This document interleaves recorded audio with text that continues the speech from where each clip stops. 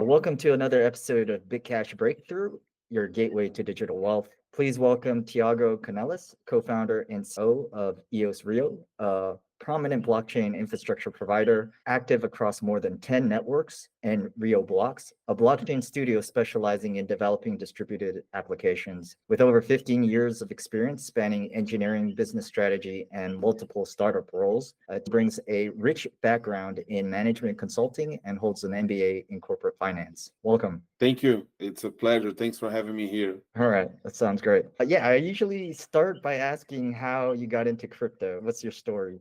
It's a different stories for crypto and blockchain.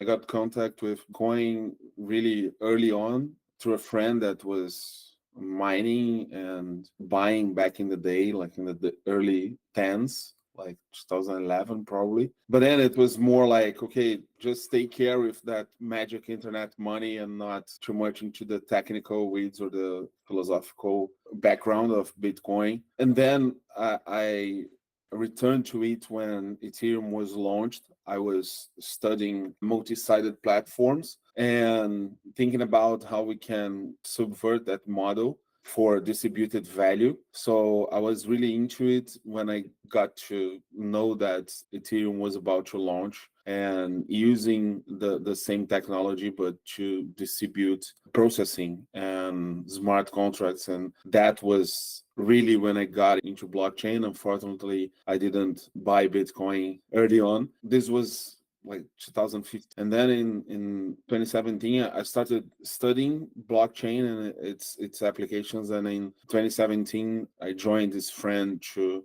create a blockchain initiative in Brazil. And we were more focused. At the time, I was not sure which applications would work. So we started as an accelerator and venture builder on the blockchain and AI space. And then we got to learn that the technology was not nearly ready for prime time use or for real applications. It was a great idea, but there was no scalability at that point. So we were trying to do a few things on the Ethereum network and we couldn't because we didn't have the money back then to pay for the gas fees to run our applications. And then came the ICO frenzy and it became even harder to use the networks. We decided to take a step back and look at the infrastructure and at the projects that were being launched at the time. And that led us to EOS and to get to know you guys. Basically, that was the start with blockchain. That's great. So you've been at least aware of Bitcoin and Ethereum technology for many years. What's your perspective? How has it changed? I know you said it started more with your friend mining very early on. I'm sure he's done well now. He's in a good position. And then exploring Ethereum as early as 2015 and following that space. What are your thoughts of just the industry itself from Bitcoin to Ethereum till now? And we could probably talk more about your experience in the early days using Ethereum. Yeah, I think it evolved greatly, but sometimes the financial side and just the financial opportunities, they can hinder the ecosystem because back then it was unusable in terms of you couldn't really actually use blockchain on a live application because it would be either too expensive or too slow. And since 2019 and on, I think that we have platforms that now support real world use cases and we are more, and for the last couple of years, we definitely have a technology that's usable and it's ready for prime time. And now I guess it's more and people are exploring those and we already have a few use cases that are successful using blockchain, but in a kind of way that abstracts this for the end user. I think that this is something that I thought really early on. People are not necessarily interested in the technology and how it works and not necessarily will be attracted to the possibilities of the technology itself, but for specific applications that they can use. And at some point they will learn one way or the other for the other advantage of operating on the blockchain. So I think it's been building this kind of core infrastructure layer and then people working upon that and then we're creating the chain that eventually gets to the final user. And I think that right now we have this in a more established way. We are about to have different AAA gaming launched using blockchain. We already have really great prediction markets / betting platforms operating on the blockchain. We have more and more use cases that are there, and I guess that the companies and people are focusing more on the solutions and less on the technology fetish. Yeah, I see this development, but at the same time, there is a lot of noise regarding price and Ponzi schemes and rug pulls and all those things. But yeah, it's exciting to be in the market. We live in dog years, so it's great. We have to enjoy the ride. Yeah, no, and I agree with you about everything. Seems the industry has, after so many years, caught up with, I think, what it needed to be usable for the average person. So gas prices is an example that you mentioned, and even on the Ethereum network in the layer twos, it seems as though it's gotten much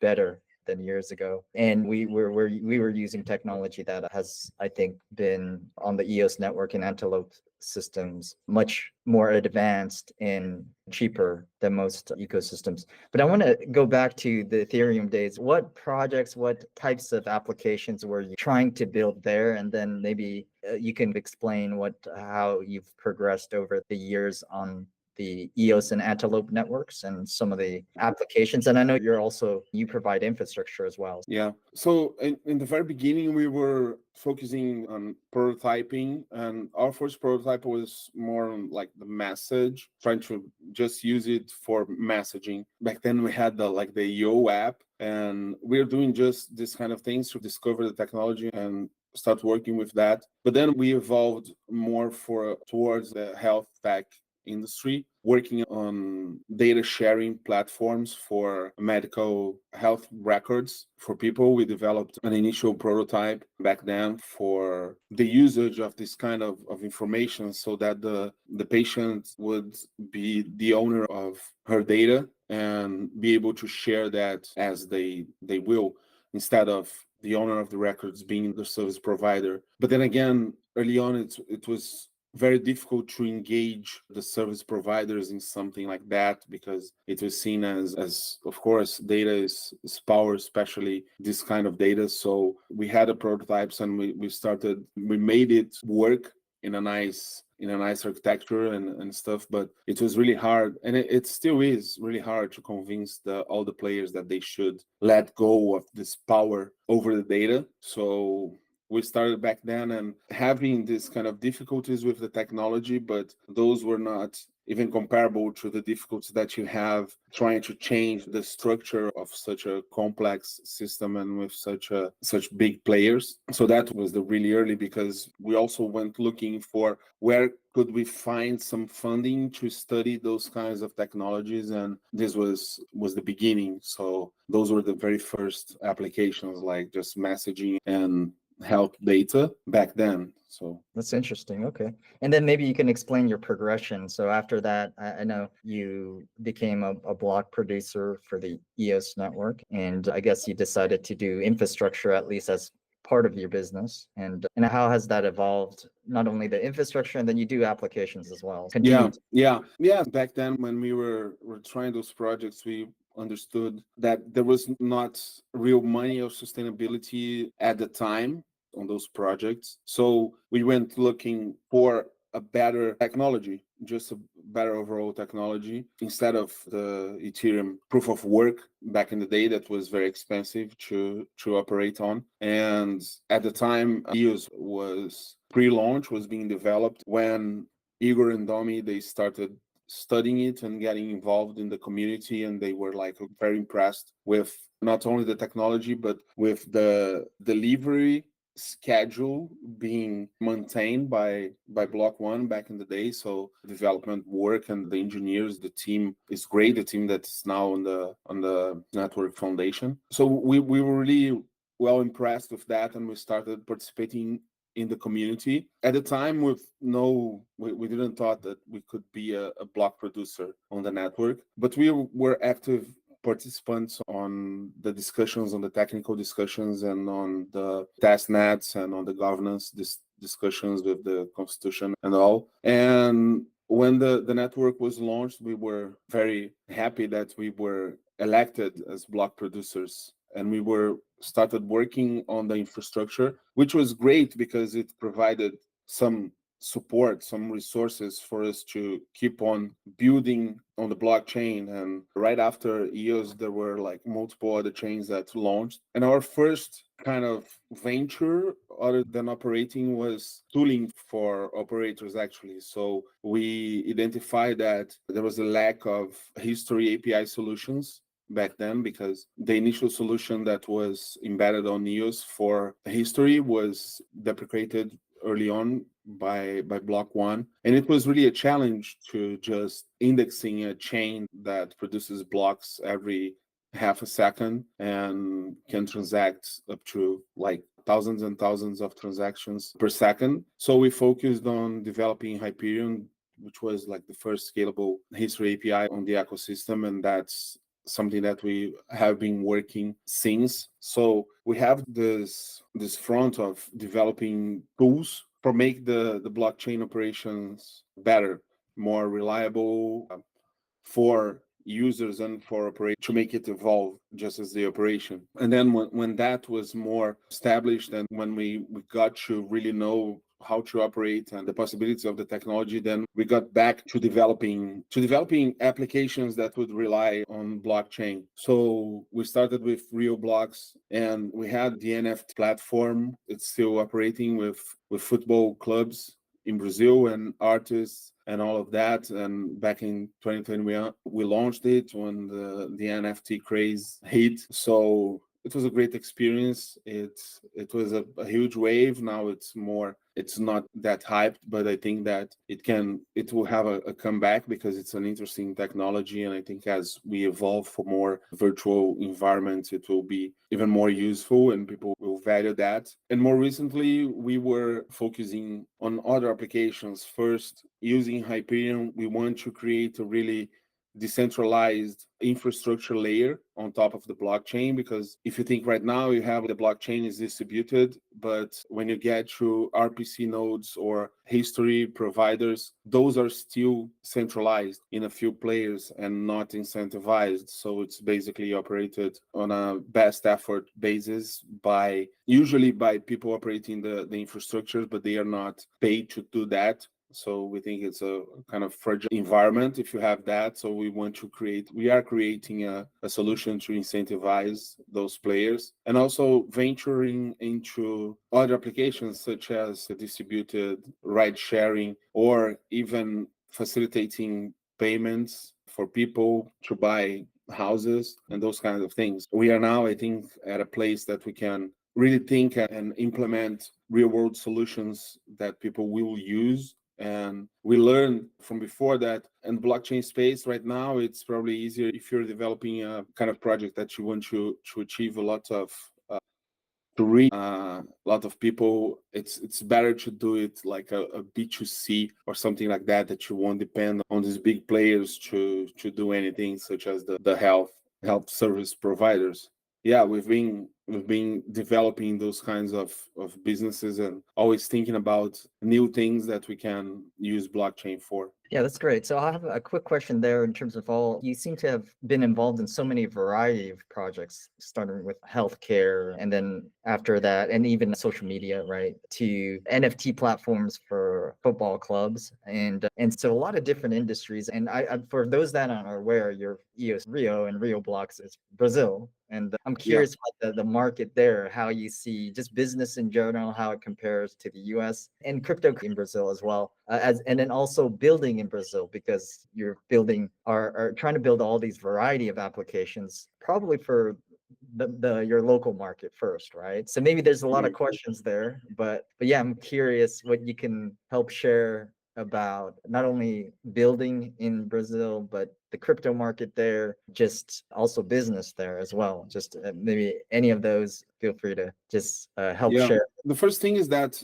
for all those projects, and we were always following and partnering with people that are industry specialists. So we were working with industry specialists when we were working on the health tech industry, and we have like people from universities and from the business side working with us, and some entities from the industry that were working with us, and we were getting like the technology side and the tech architecture side. The same thing with the NFT. We partner with some heavyweight people on the sports and entertainment industry. And when we are doing something on mobility, we are partnering with the guys that launched the first cab hailing app in Brazil. So our idea is always we know that we have the technology and we can be very proficient on that, but we lack the industry specific knowledge. So we partner with people that have that knowledge to create those solutions. And we think that this is the way to do it, because it doesn't matter if you have a great technology, if you don't have knowledge of the problem that you're trying to solve,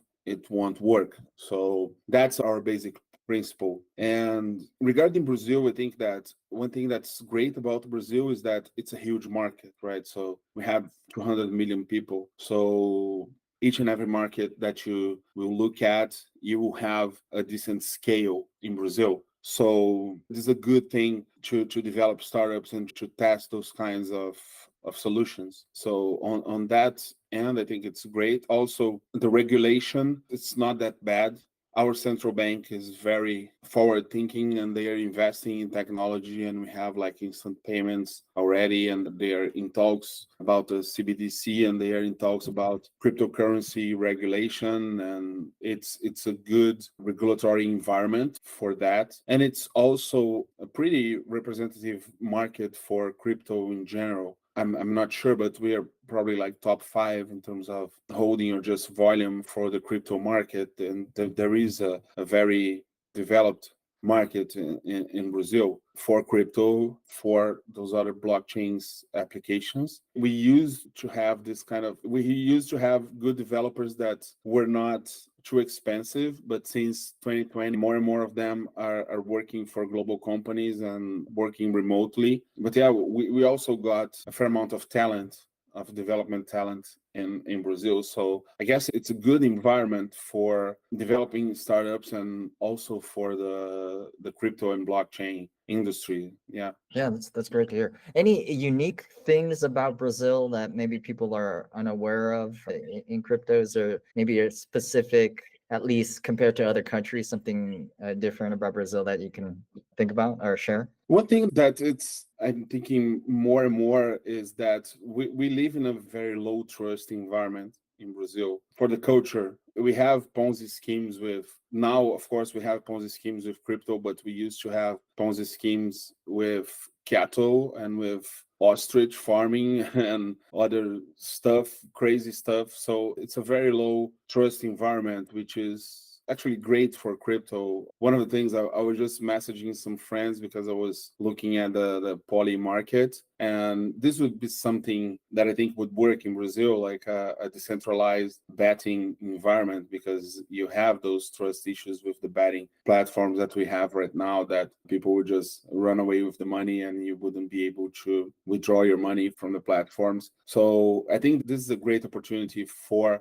blockchain in general. And also people were used to try to dodge the system in a way that crypto is great for people to have more flexibility with their assets. Yeah, but Brazil is a good market in those two senses. You have the perfect opportunity by having a low trust environment, and people are aware of those things. We came from not this early generation, but until 1990, we had like hyperinflation, more than 1,000% a year of inflation. So we have a very developed financial market and financial technology market because of that. So this is something that's very interesting. The banking environment is concentrated in a few players, but very developed in terms of technology. It's much more developed than the US banking services, for instance. This is an interesting combination with people and companies and banks in general knowing how to use that and being aware of the value of money in time and aware of the problems caused by inflation, and at the same time a very low trust environment. Yeah, that is fascinating. And how do you, let's dive into that a little bit deeper. So low trust. So blockchain as a technology is high trust. as a technology. But then you have these rug pulls and these kind of Ponzi schemes. So now you're back to low trust type, I guess, stigma of crypto. So how do you balance that as a, what would you recommend that people build that trust again? And it's, there's this mix here in crypto. I think the technology, yes, but the people, no, it's not really, hasn't been trustworthy. Yeah, I think that also the people take advantage of the general vision that the technology is trustless and because it's decentralized. But in the end, they're just using it to fool other people and to create those Ponzi's and rug pulls. And I when people say, "Oh, crypto is used for this kind of thing in Brazil," and my answer is that anything is used for that in Brazil. As I said, we had Ponzi's with cattle, we have Ponzi's with ostriches, we have Ponzi's basically with anything that you can have. We had Ronaldinho, which is like a huge football player. He was involved in a Ponzi that was using watches, wrist watches for a Ponzi scheme. But yeah, we get crypto got a bad name from that. But what we usually try to do is abstract this kind of thing from the public. Right now, we are not even advertising that we are using necessarily chain. And I think that this is how the future of applications will be. I remember that in the early days of the internet, people were like, "Oh, I'm on the internet. I'm gonna connect to the internet." I had that. I would come home after school and I would literally connect to the internet because you have to use your landline to connect to it. And people were more aware of the technology and kind of thinking about it all the time and if it could be trusted and stuff. And I remember that there were a lot of those things in the early days of the internet. And right now you simply don't think that I'm not going to the internet because I'm connected 24/7. I just abstracted the technology and I'm just talking to you right now and I'm constantly touching it. So I think that this tends to happen also with the blockchain technology. People will just have their wallet and will have their assets there and they will have look for their assets and they will have this kind of trustless environment and they will have solutions for their own security. And I think that this is when blockchain will be pervasive to all the businesses. I think that we'll get to that eventually when we have like great wallet solutions. And I guess that the wallet will be the browser for the blockchain somehow. And I think that we're not close to this kind of adoption, but this is the path that I see blockchain technology going. So it won't be now. I think it's used on those kinds of Ponzi or rug pulls because also you have the price that is related to that because people just think that they can get rich quick with crypto, and of course other people will take advantage of that to rob those people of their money. So I think it's like right now it's the whole environment. You just have to try to create trust on your layer, and people are still right now they will trust the company and the startup, and other than the very niche people that know blockchain and that already have a great OPSEC. The other people will have to treat the company. You have to build trust on your brand, on your service, in order to get people to trust you. Yeah, that makes sense. So yeah, it starts with the startups and the brands and companies. And like you said, I think with the internet, it just took time. So the more people get wallets, use it, trust, they'll start to trust it over time. So that sounds great. Real quick on partnerships, that's also interesting. And I would assume in Brazil compared to maybe the US, you may be able to build these partnerships somewhat more easily than if you were to try to do that in the US. You might have a lot better network of connections in Brazil, I think. Maybe there's not as many businesses in general, so you can reach out and do these kinds of things. Is that true? It's just in terms of my thoughts on it, or do you have any thoughts in response? I would say so, not specifically. It's hard because my network is in Brazil, so for me it's definitely much harder to do anything in the US or elsewhere than in Brazil. But also I think that it's growing more competitive, the market in Brazil. But if you I used to work at a data intelligence company and I was structuring like 10 years ago, I was structuring the growth machine for that company. And back then it was something that was already established in the US and it was fairly new in Brazil. if you get what worked in the US, a lot of things that would work in Brazil wouldn't work anymore in the US because people were like vaccinated. And I'm talking about like cold calling people and emailing people for like a sales development representative talking to people, which was it was much easier to do that in Brazil than to do that in the US, because in Brazil there were not a lot of companies doing that back in the days. I think this is very different in terms of how developed is the market. So of course Brazil is very underdeveloped if in comparison to the US, and there are not many people doing what we are doing. So I think it's easier. And of course our network is in Brazil. Yeah, I think it's easier to do those kind of partnerships because we're not only closer, but we don't have that much competition in terms of what we would face in the US, for instance. Yeah. Okay. So that's good to hear, and that makes sense. And you also the idea I just heard, maybe it was just not too long ago, that even Japan, there's a delay in terms of adoption in crypto and AI and other areas. So if something exists in the US, you could apply it there and it'll likely work. So this kind of delay between the US and other markets is an opportunity. I think you can just take what works here, and since you're familiar with Brazil, you could apply those just like you mentioned before. And same thing in other countries as well. I think there's the US kind of often leads the market. So it's always good to see what works there Yeah. and apply it. Real quick, back to maybe the networks you run infrastructure for. I'm curious, maybe you can share your experience there, as well as maybe any updates on some of the networks. You said over 10 networks right now, right? Or around 10 networks that you are provide infrastructure for or work on. Yeah, I think that those we are basically working on the antelope ecosystem. So there are quite a few networks operating the same software with different approaches. And now with the EOS Network Foundation leading the way and pushing the envelope on the technology. So I definitely think that what we are doing and what's being done in terms of technology, we are going towards instant finality on antelope blockchains, and we already have huge speed and ability and being able to have instant settlement. I think this is the final kind of step to make the technology ready for prime time. So I think that we have seen, not especially, but since the EOS Network Foundation took the matter of developing the technology, we have seen a huge improvement on antelope technologies. On that front, I think that it's been a great 2 years. I think lots of developments, lots of new stuff getting ready. And also right now, I think that all the networks for the last 6 months or so, we have seen a development on governance and tokenomics. Also, EOS just changed the tokenomics for the network, and other networks are doing the same. So we are seeing a more, let's say, rational and more attractive, I think, attractive for investors and for users in terms of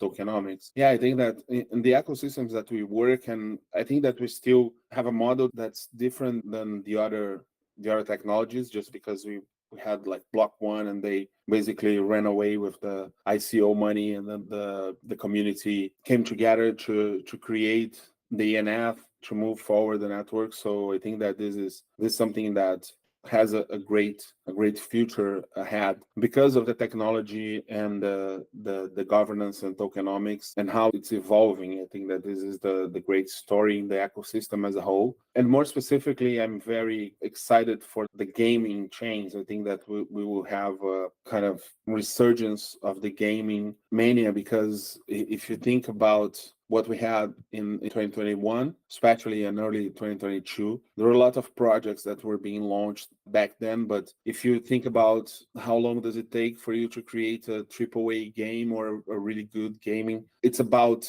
3 or 4 years. So we're about to see everyone that is working through the time to finally have the projects launched. And I think that this, in terms of usage, I still think that gaming is a huge bet for us in terms of blockchain adoption. I think that it's a very clear way for adoption. Yeah, that's great. And which networks out of the ones you provide infrastructure for are focused on gaming? I know Wax is probably NFTs and gaming, and ENF and the EOS network was actually, I think, marketing to gaming companies. So what do you have any other networks do you feel that are aside from those that are focused on gaming? Yeah, Ultra. We work with Ultra, which is 100% focused on gaming. Telus, which is now focusing on ZK technology and implementing that, but also has Tikika as a gaming focus initiative.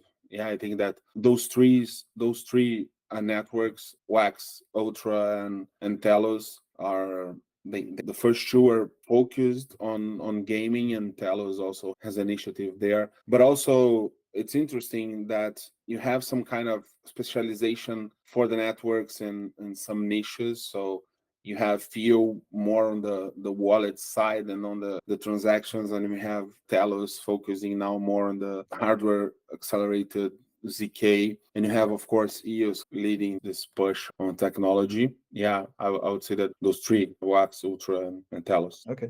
And this AAA gaming project, you're also involved with a game. Is that because I remember when we spoke maybe a couple years ago, it was that there was a gaming at least idea that one of your team members was sharing. But is this idea of this AAA game, is there a specific project in mind? Is it, or is it do you have an internal project that's No, not our project. This was something that we started and we tested the market, but there was no appetite at the time, and it was hard. This is something that it was just interesting. We had a few talks with people in the gaming industry, and like Brazil is not a very we have talent, but we don't have people don't really trust that we would be able to do that in Brazil. And we also decided we again, we do things with partners, and we couldn't find a partner in Brazil that could actually lead this, because we can be working with the blockchain technology, but we, of course, are not a gaming studio. So we try to do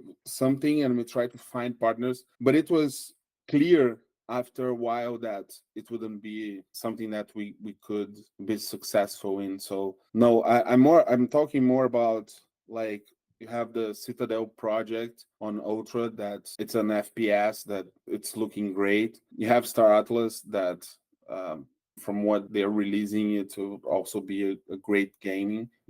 And I think that we have other games on the industry, and it's great to have this as a competition, because if you think on 2021, 2022, it was like very simple, just token farming games that we had, nothing that was elaborate and that people would actually be playing, other than the people that were trying to make money on the games, and that wouldn't support an ecosystem. And now with those games that are really interesting and that people will play not only for farming, this can create an ecosystem and in-game economy that can sustain those kind of projects. So I think that those are more sustainable and ready for prime time than what we had on the last bull run, let's say. Okay. All right. Sounds good. All right. So I guess we're nearing the end of this. So any insights you want to share, whether it's from the business, maybe more about Brazil, or like any advice that you would give to builders or investors or anybody throughout all your experience as in this industry? I think that's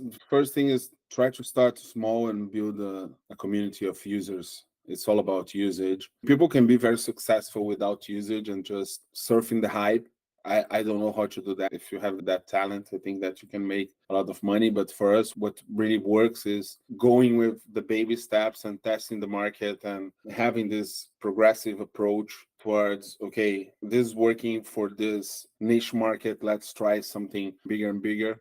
I think that's the way to go. And it's basically startup 101, right? But a lot of people on the blockchain space, especially, and I guess this is also something that really created by the investment environment that people want from day one to conquer the world. That doesn't work. That may work for you to attract some money from investors that are like wanting to invest in the next or something, but it's actually not very good for you and for the pressure that you put on the team and on the company. And in the end, you end up owning everything to the investors, and sometimes you don't even make money for you despite having a huge project. So it's about this incremental approach, I think. All right, yeah, let's leave it with that. I agree wholeheartedly with that, and really appreciate it. We'll have you back to give us updates as we move forward. Hopefully, we have another exciting bull run, but you never know. And I think, like you said, it's about finding usage, real users, and I think that's the more important thing. Thanks so much, Thiago, and I'll hope to have you back sometime in the future. Awesome. Thank you. It will be a pleasure. All right, thank you. So let me turn off. All right.